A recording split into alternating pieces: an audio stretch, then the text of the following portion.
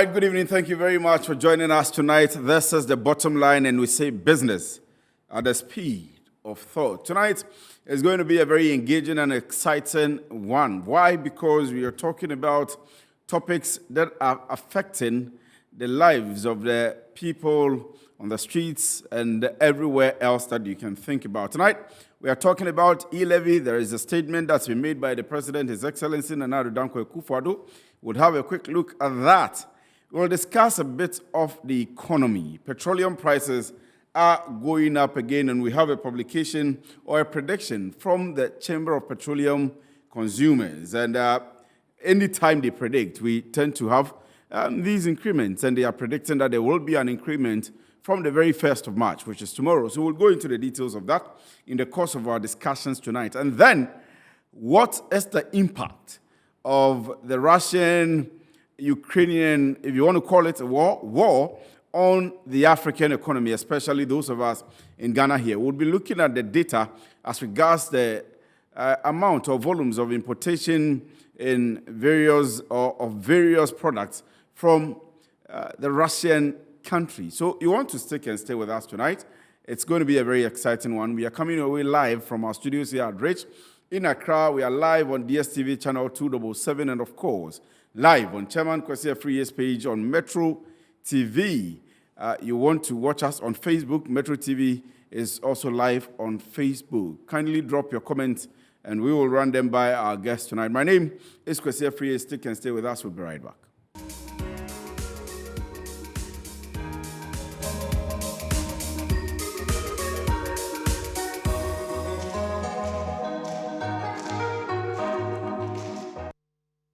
Right, you welcome back from the break. This is the bottom line, and I've already stated that tonight we are discussing fuel prices, we are discussing the economy, and of course the fuel prices will obviously be tied into the impact of the Russian economy or the Russian-Ukrainian war on the African economy. There is a story that fuel prices have already started hiking, and there are actually shortages in some parts of Nigeria and in Ghana. We want to see this story, and we'll be right back.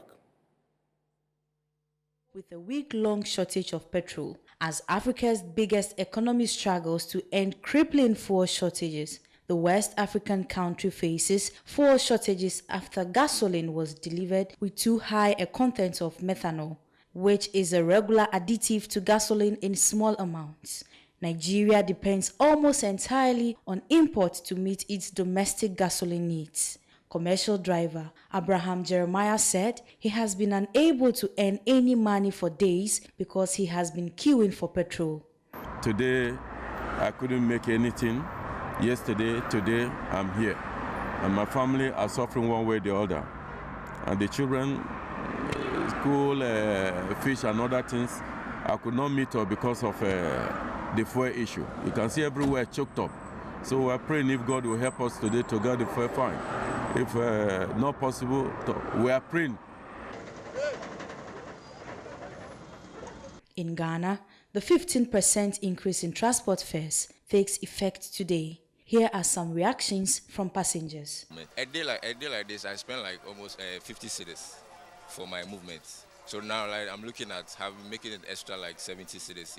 While in Thailand, hundreds of trucks drove down the main streets of Bangkok to protest against high diesel prices. The convoy headed towards Thailand's energy ministry as part of an attempt to pressure the government to cap the price of diesel at 25 baht per litre and demand the resignation of the country's energy minister. Right, so you're welcome back from that story, which says there is shortage of fuel prices, or fuel actually, in some parts of the world. We talk about Nigeria, we talk about Ghana here, and of course, across the borders to Thailand. Tonight, I'm going to have on the show Dr. YUSSIF Sulemana, who is an energy and oil strategist. He's going to be speaking to us about most of the topics that we have lined up here. Patrick Stephenson, my very good brother, is an economist as well, and an economic policy analyst. And would have Dr. SHARIF, MAHMUD, KHALID, assistant professor in accounting and financial management, University of Sheffield. He will be on Zoom. He will join us via Zoom. And from Nigeria, my very good brother as well, Tolu Animi Adeyefa, is an economist in Nigeria. And to start with, let me begin with Tolu Animi from Nigeria. We just saw the visuals. Good evening, and thank you very much for joining us, Tolu Animi. We just saw the visuals from Nigeria, in Ghana, here in parts of Thailand. Is it the true picture that we saw? Good evening. It's nice to be here. From the little excerpts showed, that's the true picture of what's happening in Nigeria currently, because we've been facing fuel scarcity for about 3 weeks. And it started off when there were reports that the Nigerian National Petroleum Corporation, the body in charge of importing fuel, imported a bad batch of fuel into the country. And they were trying to clean it up. And the fuel scarcity has started since then. Even though we had reports that they were currently trying to import another batch of fuel to, ameliorate the problem for Nigerians, but it's still extensive. There is fuel scarcity almost everywhere in Lagos, in Ibadan. I've been a victim of it. I've been trying to get fuel because we need fuel to power different things, our cars, our generator sets, and it's the real situation here. We've been unable to get fuel. And is there any hope? Do you foresee any hope? I'm looking at what the authorities have told you with the batches that they are now going to have a very good one. Well, there are reports that they've imported another batch, and we expect it to get into the country anytime. But rumors today stated that because of the Ukraine and Russia problem, some of the imported cargo is stuck on the IC. So we currently don't know when this problem is going to end, when we are going to get over this problem of fuel scarcity. So I can't really say right now, but hopefully within the next week we should be out of this. But just before we move into the Russian situation, are you able to tell what actually occasioned the importation of a bad batch of fuel? What was the case? What was really the issue? So according to the Nigerian National Petroleum Corporation, the head of the NNPC, that's Mr. Melekiari, stated that while they tested the batch of fuel imported into the country, they didn't test for menthol, one of the density of menthol in the fuel, and that density, the one imported, the density of that particular batch is on LD for Nigerian cars. We are not used to it over here, so I think that's where the problem started in terms of standardization and testing for imports into the country. I think it was not well tested, and that's where the problem started from. And we've not been able to get across the line since then. Right. So I know that we are going to still go into the Russian situation very soon. But let me ask, we have issues about prices here in Ghana, prices of fuel here in Ghana, and that's basically due to the deregulation policy which we have, which leaves government little control over the pricing of fuel. Apart from the taxes that the government is able to put on, there is little control that it can do about it. However, there is still hue and cry, a lot of hue and cry about the pricing of fuel as it keeps going up. Tomorrow, to speak, it is possible that the prices of fuel here in Ghana may go up. Is it the case in Nigeria? Okay, for Nigeria, initially at the beginning of the year, the government did not allocate any funds for subsidy. In the last, since I can remember, decades, the Nigerian government has been subsidizing the price of PMS in the country. So ideally, the current price of PMS in Nigeria is about 165 to 170 naira per liter. But without the subsidy from the government, the price will be determined by market forces. And at the beginning of the year, there were rumors and there were speculations that the price could be as high as 350 or 400. But last month, the president came to say that they were suspending the plan to deregulate the sector completely till after the elections next year. So currently, because of that, even the government has sent another budget to the National Assembly for approval. This particular budget, the subsidy was recognized in the budget, and as such, we do not have those fears that the price of fuel would skyrocket in Nigeria like you have in Ghana, because the the government has assured that the deregulation will not happen until next year. So the problem with Nigeria is not in terms of the price of oil like you have in Ghana over there. Ours is a case of importation challenges. Right. So just before I go to Doc, I understand that Doc is on Zoom as well. Have you started feeling the pinch? We'll go into the Russian case proper, but have you started feeling the pinch of the Russian-Ukrainian war, as some economists have projected? Currently, no, we've not started feeling the pinch of that. You know, when this kind of issues happen, the first area where you feel it is the financial markets, you know, a drop in the equities market or your capital markets for that matter. But currently in Nigeria, because the domestic players are way more than the foreign players, if you must know, foreign portfolio investment in Nigeria has been reducing in the last 3 years. So we've not really felt the problem of the Russian-Ukraine crisis in our financial markets. Although going forward, we may face it in the commodity markets, but in the financial markets, we've currently not really experienced that from our end. Right. Let me go quickly to Doc now. Dr. SHARIF MAHMUD KHALID is an assistant professor in accounting and financial management, University of Sheffield. Thank you very much for joining us. Good evening, Doc. And if you can hear me, I'm not sure if you follow too much the situation in Ghana. We'll get into that of the effect or the impact of the Russian-Ukrainian war in Africa and, of course, over Ghana. But have you been following or monitoring the economic situation in Ghana and what you make of it? Yeah, sure, I do follow it keenly. Right. Are you with me? Can you hear me? Yes. If you can hear me, are we on the right path? I mean, macroeconomic indicators, government is touting itself in macroeconomic indicators. There is still cry from the people on the ground that things are hard. They are not feeling the economic indicators as government talks about in their pockets. And fuel prices are going on every now and then. What do you make of it, Prof? Well, the point is, if you look at things, when we talk about microeconomic indicators, be it micro or macro, the reflection of that should be felt in the pockets and should be felt on the economic market. Is that happening? If that's not happening, then it means that we don't really have that. So the reality and the true reflection of what we should be talking, right? Can we trace the data to probably about 3-5 years? What was it? How's been the outlook, right? What are we looking to see in the next 2 or 3 years? Right. Where are the impacts of all of what is happening around the world on us? Or are we truly making excuses out of what is happening in the international scale, looking at how fragmented, especially the Ghanaian and for that matter, the African market is?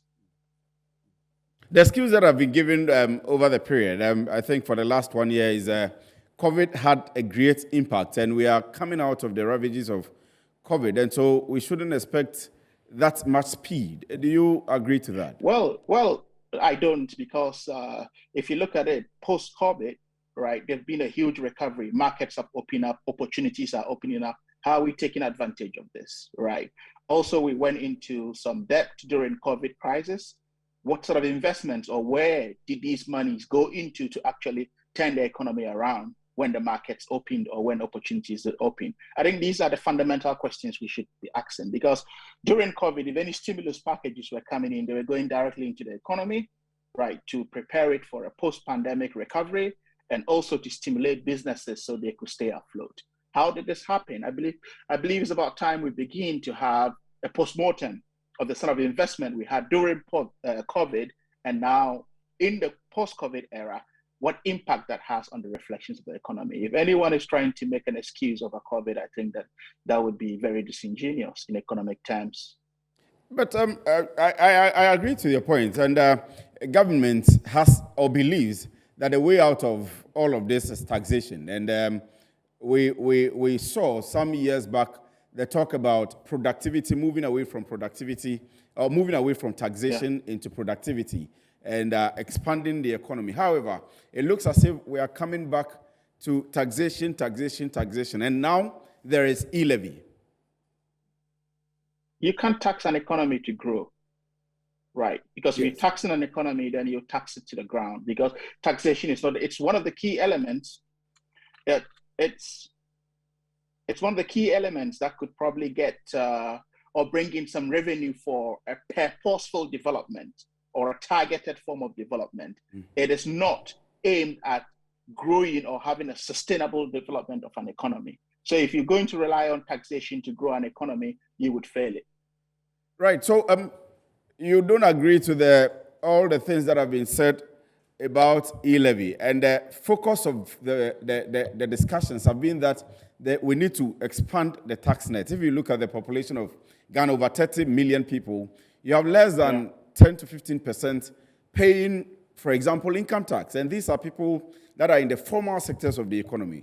The chunk of the economy which is informal do not pay some of these taxes. You get them through VAT and those things. But for the taxes that the government needs for development, we cannot accrue them if we don't expand the tax net. But you don't expand a tax net by creating tax inequality, right? And multiple taxation. Because what the e-levy in its current state and form that has been proposed is only going to generate multiple taxation and tax inequality. If we're talking about expanding the tax net, we're talking about people who are actually legitimately making an earning, right, of an item or of something else that ought to be taxed. But now, if you look at e-levy and how it's being proposed, it doesn't really answer that question of what tax expansion, but rather it is bridging, the tax issues, and also, as I did indicate, creating tax inequality, and that's not what we should be looking at, right? Fundamentally, when you're talking about taxation, right, a tax should be easy to accept and appreciate by the people. It's becoming a difficulty to accept it, and having all of these town hall meetings to be sponsored by the taxpayer to explain to them why they have to be paying a particular tax, then that would tell you that that tax in and of itself has a problem. You don't find it difficult to sell a particular component of taxation. It ought to be embraced by the people, and that's when you can realize the real impact of it. But Prof, from the financial point of view, do you think it's just about the acceptance of the people to the e-levy, and so it hasn't been explained well to the people? If it does, the people should accept it. Or from where you sit, it is not a policy government should pursue. It should be scrapped. No, I don't think it's a policy. There are several conduits to which, tax expansion can happen, right? Because we're talking about digitization, and we're talking about digitization. The foremost, right, point of the digitization, or when you're having a novel form of introducing digitization, especially in the financial world, is to even give incentive, right? Incentivize people for digitization to be attractive to them by even giving them discounts and rebates when they are going through the routes of digital routes. But if we are saying that we want to digitize as an economy, and the very economy we're trying to digitize, the platforms that aid financial transactions are being heavily taxed in this form, then what it means is that we're actually, reverting the economy to a cash one. Right. So, and that is a problem. I would come back to you on what you make on the impact of what is happening in the world now and how it will affect the African economy entirely. Not just a lot of people have been talking about the fuel prices and the oil sector or the energy sector, so to speak. But for you, as a finance expert, I mean, Africa is trying to grow its economy. We have these economic ties with Europe, we have with China, and we have with the US as well.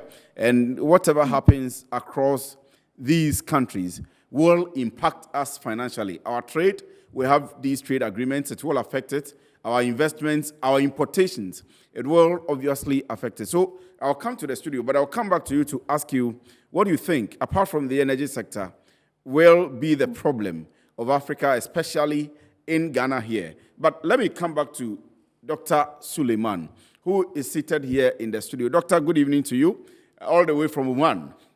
It's been a while. Yes. I hope you're doing well. Good. I'm good. You're good? Yeah. Good evening to you also, and good evening to your cherished viewers. Yeah. Right. Thank you very much. You're back in Ghana, or you'll go back to Oman? Oh, no. I just came for a visit. Right. Yeah. But let me ask you, I mean, for the purposes of the layman watching, what is happening? What is happening on the world front? What is happening on the energy sector internationally? Yeah. So thank you very much. Yes, the energy sector is heating up, or it has heated up. We just need to cool it off. Yeah, so I think we have to look at how was the market, just before, this incident, this recent Russian-Ukrainian incident came. So the market was already struggling with what we call supply deficit, in a way that, because of the fast recovery of the economies as a result of the efficacious nature of the vaccines, and then coupled with the fact that investment into the world of hydrocarbon hadn't come back to the normal levels after COVID, partly due to this upsurge in ESGs, what we call environmental social governance, energy transition and stuff like that. So there's that competition in investment into the world of hydrocarbon. So this low investment into the world of hydrocarbon, vaccines coming out on the horizon, and then the kind of OPEC cuts, which is very important. OPEC cuts that is still in place now. These are what we call the bullish sentiment. These sentiments are those that are holding the oil market as it is now. We do have other things that can potentially bring down the oil price. So if you remember, just before the Russian incident, we had oil price even above 90. That was so unprecedented. Exactly. Yes, it's just because of the fact that investment hasn't returned back. We need more investment to the world of hydrocarbon. The demand is far trying to outstrip supply. OPEC guys who had some reserves still remaining, they are agreeing to release only 400,000 barrels of crude oil per stream day into the market. And one interesting thing, Afreye, that we noticed was the fact that even the quota that OPEC guys have been given to produce, most of them are not able to meet the quota. So the aggregate of all these factors, has put that oil price market in that kind of trajectory. However, fast forward, what has happened now, Russia as a player, it has just come into a market to exacerbate the already precarious situation. This situation I painted is the fact that we have a lot of bullish sentiment still holding the oil market so bullish, and we are waiting to see how it will be cool off. And then this Russian incident is a super bullish sentiment. If you remember, when it came, it quickly skyrocketed oil prices to unprecedented high, to about $100. Right from about $87, excellent, over $100 We haven't seen now. that since 2014. We haven't seen that. Why is Russia a cause to war? A player to a force to reckon with? Russia is a force to reckon with. Why should we be worried in every continent? Russia, as we speak now, Saudi Arabia is regarded as a de facto OPEC leader. Now, we also have those people who call OPEC Plus. These are also credible players, credible producers, but they are not part of OPEC. But they are also contributing to so much into the global basket. And Russia, as we speak now, they are number 3. Yes, in terms of oil production. Third in the production. That's about 10% to 12% of oil production. So let's look at this these sanctions that are being thrown in here and there. As of now, as we speak now, surgically the West are very calculative in the sanctions that they are putting, because Russia, as we speak now, is key to the energy security of Europe. They supply a chunk of the gas that Europe consumes now. All right. So, assuming these sanctions should target Russian energy sector, that is going to be disastrous. For now, it is still not. Banks are targeted. Central bank is targeted, and some other personnels are targeted. All right. So, what we are hoping is that cool heads will prevail, because at the end of the day, I think there will not be a winner in this situation. So, once cool heads prevail, I think we might be able to keep the market. Other than that, if sanctions should go to take hold of Russian energy sector, and they are unable to export oil into the global basket, I think we're going to have a lot of global energy ramifications. It could get worse than this. What will be the case for Ghana? Because even with the recent one, which is not very high, we've seen a jump from about $87 on the world market to over $100 per barrel. And tomorrow, COPEC is predicting that we are going to experience a hike again. Over the last month or so, blame has been on the deregulation policy. And due to that, virtually every 2 weeks within the pricing window, we have had an increment in the fuel price. We have seen 15% increment in transport fares. And we are seeing this come up, which is so glaring to the whole world. What is it going to be for Ghana? What should government also do? Yeah, that's a good question, Afrey. As much as these happenings and fallouts are global phenomena, or phenomena, they have local repercussions. And it is left for every country to take advantage or to put in local strategies to be able to counteract this global phenomenon. We do have some things that we can do. For instance, if you look at our price build-up, there are three things that will go into the price build-up calculation. We have the taxes, we have the exchange rates, and then the oil, prevailing oil in the global market, all right? These are the three things that will influence whatever the consumer pays. And I can tell you on authority, as I speak now, none of these three things is working to the poor, to the favor of the poor consumer. That's a fact. It's just happening that the wild card here happened to be the oil prices. And the oil prices, that one will come into the ambit of deregulation. Now we talk about deregulation when we have so much taxes. About 50% of the price builder is made up of taxes. And I always say that our current deregulation in its form as it is, I think the taxes has paralyzed, taxes have paralyzed, deregulation policy until we look at the whole policy in general. And then we'll see how we can, synchronize these taxes with respect to, how much the consumer pays. I think it's going to be difficult. Not really an issue of the BDCs or the OMCs. You think it's government and the taxes that have been placed on? Everybody. If you look at, I think the OMCs and BDCs and the market, they're also very squeezed, I can tell you. They are supposed to make profits, and whatever the deregulation prices, they put their profit margins on it. Yes. So it's a very dicey one. Sometimes the government will also say that, okay, what if I remove these taxes and then the BDCs and OMCs decide to put in their margins.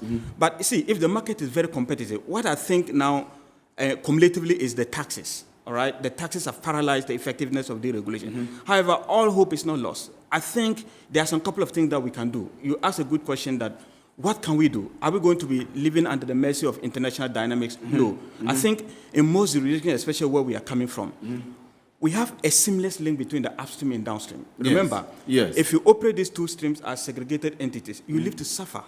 And if you observe our situation in Ghana, when oil prices are dropping, you see that we cry. Yes. And when oil prices are rising also, we still cry. Then what is our strategic advantage? That's very interesting. So see, when oil prices are rising, you are making so much money at the upstream side. So you just have to work out a strategy where you can link this upstream and downstream seamlessly, so that potentially, if there are some windfalls within the upstream, you can use that to cool down the downstream. If you don't do that, the benefits that you are getting from the upstream, it could vaporize at the downstream side, because goods and services are going to go high. Inflation, you could have high inflations and other things. And if that happens, I think overall you are managing one economy. When one side is good and the other side is not good, I think at the end of the day it's going to impact that. So yes, we need to link up the upstream and downstream, which is very key. Yes. I'll come back to you, but just before I go to the trade issues, I want to ask Dr. Sharif one question. Then I'll go to Tolu and me and come back to Dr. Sharif. I was going to ask Doc about the trade issues and all of that, but Doc, let's stay in Ghana for a while. Dr. Suleimana is talking about the things we need to do. I want to ask you what you think, that you believe that we can't tax our way to success in an economy. And obviously, fuel taxation is one of the ways that you would get everybody to pay their taxes, and government can also make revenue. In the face of the Russian-Ukrainian challenge that we have now, which obviously is hiking fuel prices across, or oil prices across the world, and it's going to have a local impact. What do you think that government should do? Deregulation, should we remove the taxes? Should we go back to subsidizing fuel for people in the country? Or we should refine fuel here in Ghana and make sure that we have a very good system that takes away the cost burden? Yeah, I've always advocated for us to refine our own oil, and to refine it does just not mean as a country. We could go into a JVC with a close-by neighbor like Nigeria, right, where we can have like a joint venture agreement, and these are two powerful nations that could come together on all oil producing to get this going. But I think that isolating the Russian incident to sort of inform our decision would be a short-terminist perspective. Right. Because we're looking at a long-term perspective. The Russian case is a fluid one, right? It's just going to have markets react, right? It's just a flash. It may be a flash in the pan. I'm not trying to underestimate it. But, as it stands now, traders are on the trading floor. some are happy, some are not happy. So it depends on what the situation is. But this is a fast-changing situation with sanctions coming in, with sometimes skepticism even being brought into the equation as to whether to place a certain sanction or not. So it tells you that that's not a reliant issue for a country to view at in building a resilient national petroleum price unit, right? So I think that overall, as Doc did indicate from the other side, an integration of the down, just not an isolation, but a clear integration of the downstream and upstream sector could actually aid, price stability. Because if we look at the Russian situation and we probably go in and fix price at a certain level, what if we wake up to the next morning and the war is over? What happens? So, and if you look at every country, seem to have an isolated case. But we tend to make excuses of international happenings, sometimes when they are very remote to us and do not have a direct. Yes, yes, that's very true. Because, you've got MPA, you've got Boston, all of that. Within these strategic partners and regulatory rocket of players, how would they come together to actually give, the citizenry a decent price that is reflective of our earnings at the pump? I think that's the discussion we should have to begin to have at a sustainable level. That's a very important one, Doc. I'll still come back to you, especially for the trade and finance bit of the impact. But let me go to Tolu Animi before we come back for the break. You've heard Dr. Sharif and Dr. Suleiman, and I want to ask you, what are the projections in Nigeria? Are you going to have your prices go up? So for Nigeria, I think the case is similar to Ghana. When the oil price goes up, Nigeria gets more in terms of income from revenue from oil. The major revenue driver for Nigeria is oil, crude oil. So when the prices grow up, we tend to gain from it. But it's still a double-edged sword in the sense that we still tend to import a lot of the fuel we utilize in Nigeria, like 90 to 100% of it. And currently, we do not really produce or refine our oil domestically. Although if Dangote refineries, the much-touted Dangote refineries, which is supposed to be the largest refinery in Africa, if it kicks operation in Q3 as expected, so you would expect more local production and refining of oil. But in terms of the oil price projection, I think currently we can't decide in Nigeria, because even when the prices go up internationally, the Nigerian government may not increase the price for the final consumers here. The price of oil is driven by both economic and political factors. There's an election next year in Nigeria, the general election, and it will be between the two major parties as well. President Buhari's 8-year tenure will be over by the end of next year. So the government may not even increase the price of PMS for Nigerians. If they may decide to bear the burden by, adding it into the subsidy payment. So for now, I do not see the price of oil going up, especially because of the election coming. Wow. So that's a very interesting one there as well in Nigeria. But kindly indulge me. Let me go for a quick break and come back. When we come back, we'll still be on the impact of the Russian-Ukrainian challenge we have now as well. Stay with us.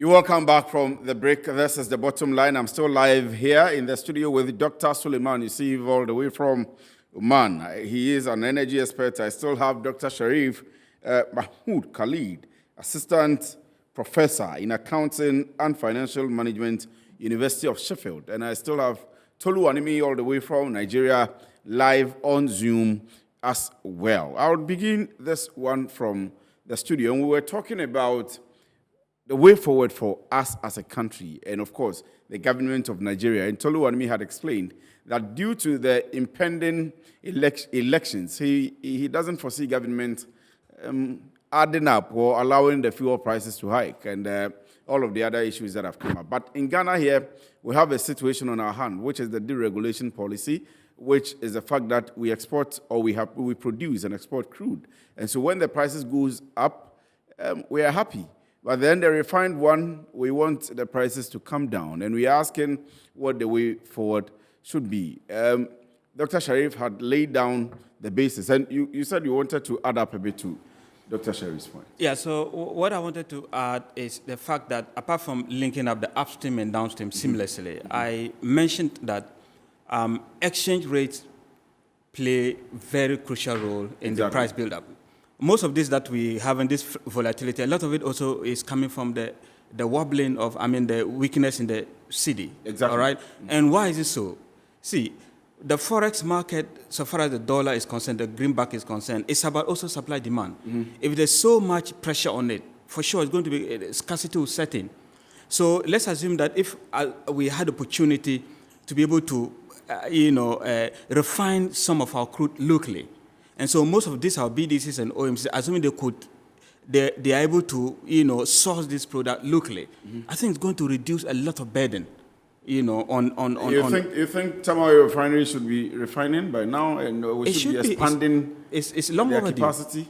Yes, it's long overdue. And you think BOSS is not active enough? That's the second one I was going. Apart from the refining capability, another area where most countries do have strategic advantage that will enable, that will ensure that they are cushioning against these external shocks is to have massive storage capability. What is happening globally now in the Ukrainian incident? You notice that most of the West, they are now calling on countries to, open up their reserve base. That is their strategic advantage, and that is their energy security.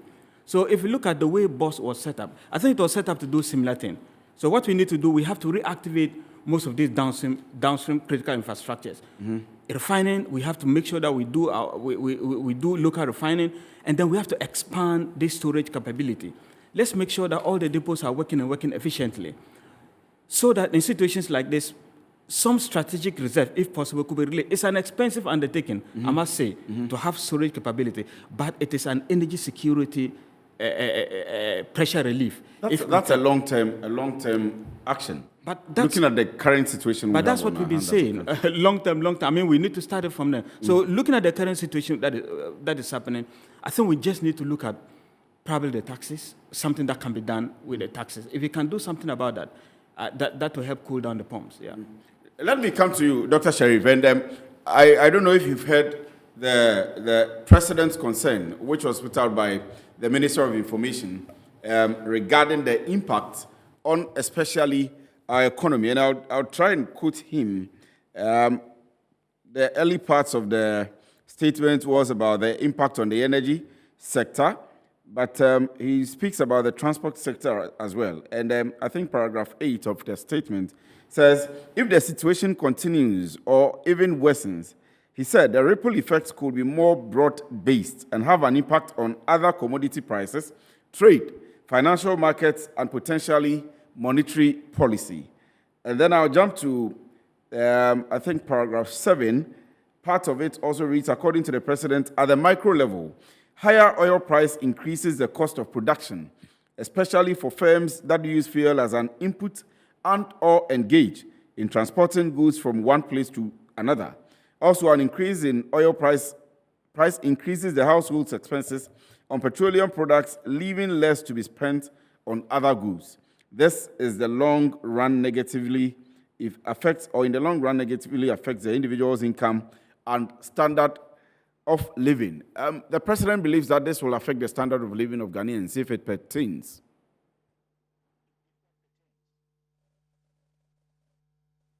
Can you hear me? Yes, okay, I can hear you now. Yeah, if what pertains. If the situation between Russia and Ukraine pertains.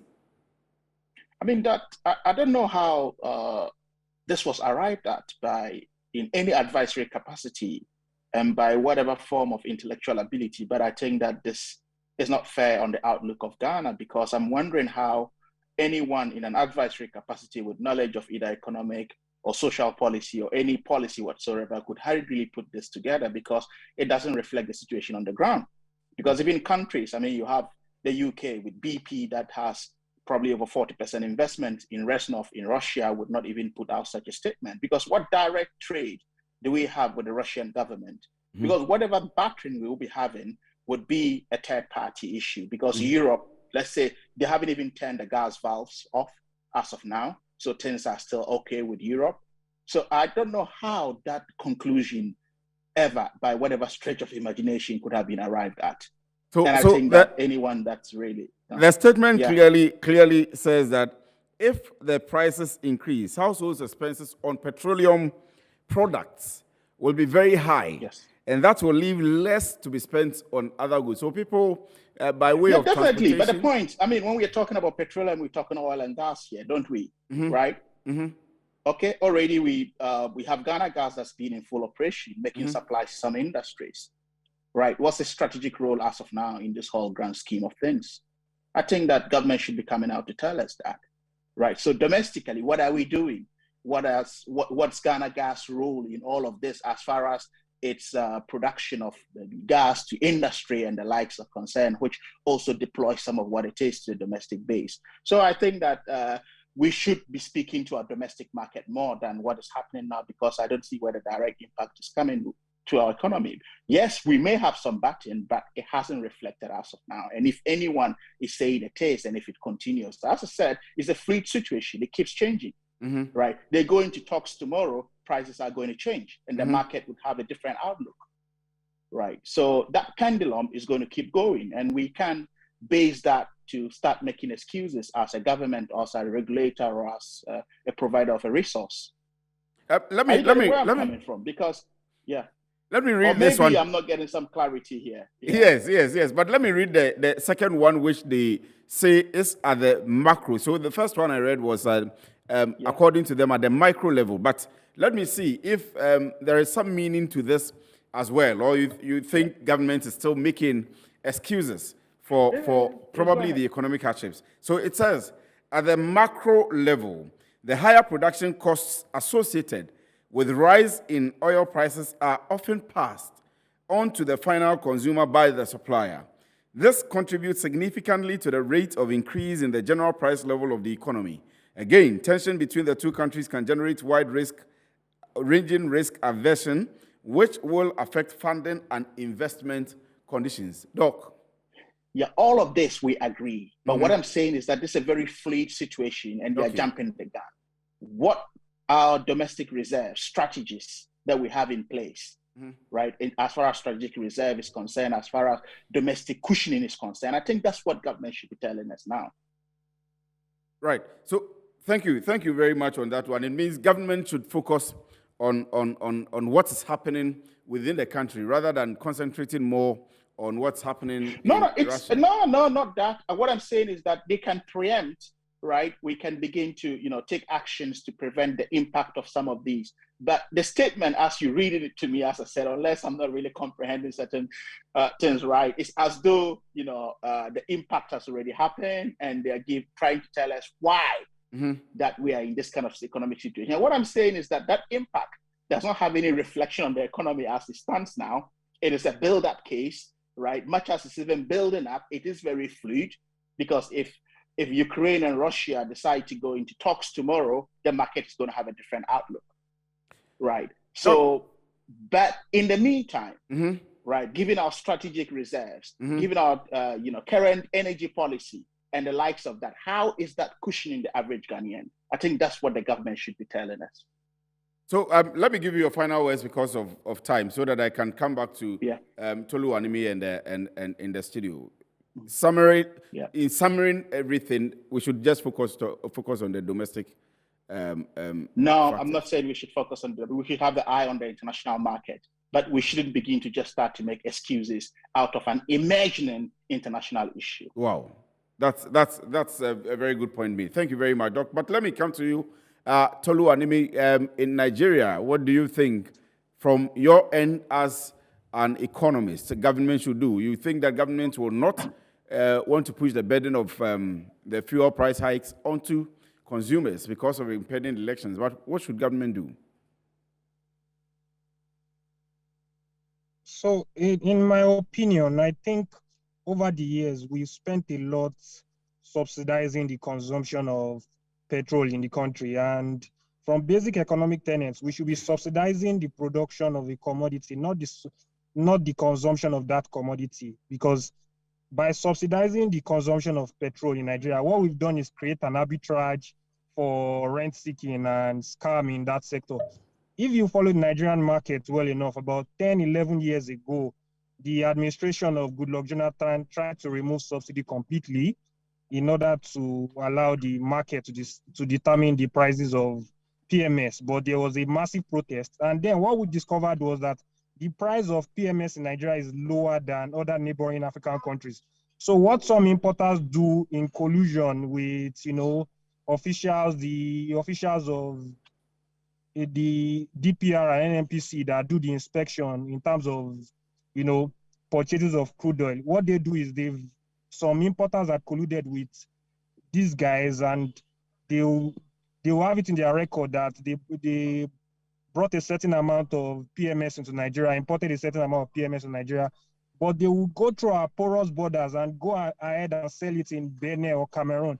I came across a report today that the equivalent price of PMS in Cameroon is about 440 naira compared to 169 in Nigeria. So if there are those loopholes, there are people that would take advantage of that system to cheat on the Nigerian people.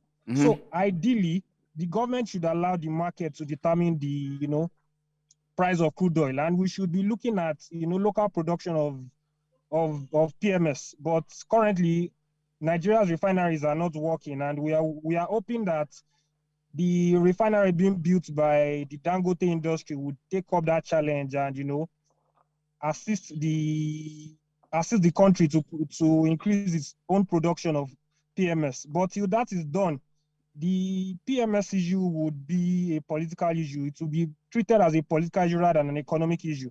Because going into elections, if the government were to fully deregulate the sector, the opposition will use that against them. The price of oil in Nigeria drives every other thing. It's a major cost of transportation. It will drive the cost of movement to and fro. It would drive the cost of energy. And that would also shoot off inflation in the country.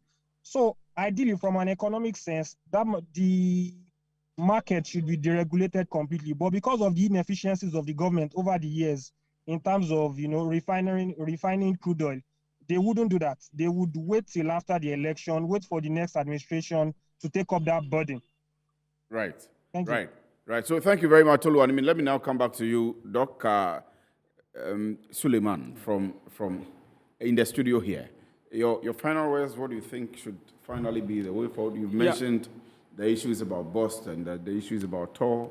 So I still think those local reserves, potential reserves that could cushion the nation, they are still credible conduits that we can explore. And we can say medium to long term, that is what we have to do. We need to have a vibrant local refining base, at least to source portion of the product locally. That will help. Now, I'll bring it back to the international perspective, international scene. There are also some kind of what we call some bearish sentiments. If we are fortunate, it rains in the market, it could cool down the market. That's why the fact that I mentioned these bullish things that are like the vaccines, the kind of OPEC cuts and stuff like that. There are other bearish momentum that probably, if you're lucky and it kicks in, it could help.